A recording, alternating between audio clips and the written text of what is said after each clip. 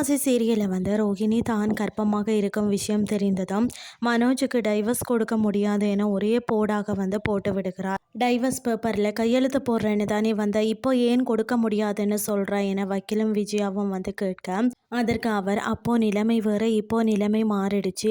இப்போ மனோஜோட வாரிசை நான் வயிற்றில் சுமந்துட்டு இருக்கேன்.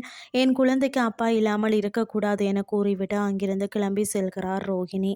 மனோஜ் மட்டும் பார்த்தீங்கன்னா திருவென முழித்து கொண்டிருக்கிறார். விஜயாவை தவிர அனைவரும் மனோஜை சந்தேகப்பட ஆரம்பிக்கிறார்கள். ரோஹிணியை வீட்டை விட்டு துரத்தி 5 மாதத்துக்கு மேலே ஆகுது. அப்புறம் அப்படி இது நடந்திருக்கும். ரோஹிணி பொய் தான் சொல்கிறா, மனோஜ் எந்த தப்பும் பண்ணியிருக்க மாட்டான்னு விஜயா சொல்கிறார். விஜயா மனோஜுக்கு சப்போர்ட்டாக பேசினாலும் முத்து அவரிடம் வளைச்சு வளைச்சு கேள்வி கேட்கிறார். ஆனால் மனோஜ் எந்த பதிலுமே சொல்லாமல் திருவென முழிக்கிறார். அதைத் தொடர்ந்து வாய் கூசாமல் பொய் வேற சொல்ல ஆரம்பிக்கிறார் மனோஜ். எனக்கு இந்த குழந்தைக்கும் எந்த சம்பந்தமும் இல்லை. நான் ரோஹிணியை நைட்டு மீட் பண்ணினதே இல்லை. 2 தடவை அதாவது கடைக்கு வந்தா, மற்றபடி எனக்கும் ரோஹிணிக்கும் இடையே எதுவுமே நடக்கலை.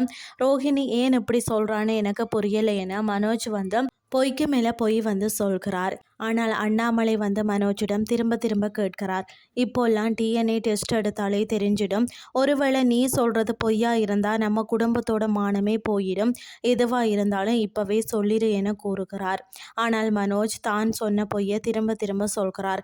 மறுபுறம் ரோஹிணி வீட்டுக்கு செல்கிறார். அங்கு சென்றதும் ரோஹிணியின் அம்மா என்ன டைவர்ஸ் பேப்பரில் கையெழுத்து போட்டியான்னு கேட்க, அங்கு நடந்த விஷயங்கள் எல்லாத்தையுமே ரோஹிணி சொல்கிறார். இதையெல்லாம் கேட்ட ரோஹிணியின் அம்மா, ஒருவேளை நீ பொய் சொல்றியா என சந்தேகப்படுகிறார்.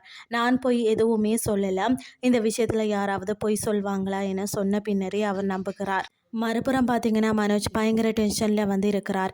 எப்படியாச்சும் ரோஹிணியிடமிருந்து டைவர்ஸ் கிடைச்சிடும், கனகாவுடன் லைஃப்பில் செட்டில் ஆகிடலாம் என மனோஜ் பிளான் போட்டிருந்த நிலையில் இப்படி ஒரு பிரச்சனை விட்டது என நினைச்சு என்ன செய்கிறது என்று தெரியாமல் பார்த்தீங்கன்னா அதாவது விழி பிதுங்கி போய் இருக்கிறார் மனோஜ். இத்துடன் இன்றைய எபிசோட் முடிவடைகிறது. அடுத்த எபிசோடில் என்ன நடக்க போகுதுன்னு சொல்லி பொறுத்திருந்து பார்க்கலாம்.